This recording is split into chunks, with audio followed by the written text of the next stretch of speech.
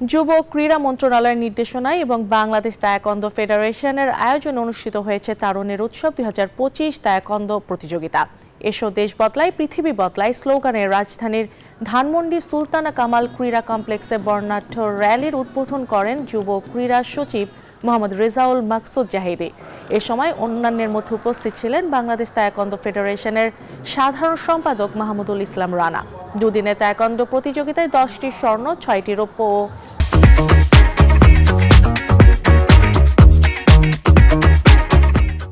2টি ব্রোঞ্জ পদক জিতে চ্যাম্পিয়ন হয়েছে Akij foundation school and college. 4টি স্বর্ণ, 7টি রৌপ্য, 6টি ব্রোঞ্জ পদক জিতে রানার আপ হয়েছে মানিকগঞ্জ দি গ্রানাদা স্কুল। পরে বিজয়ীদের মধ্যে পদক ও ট্রফি বিতরণ করা হয়। প্রতিযোগিতায় মোট 1200 খেলোয়াড় অংশ নেন।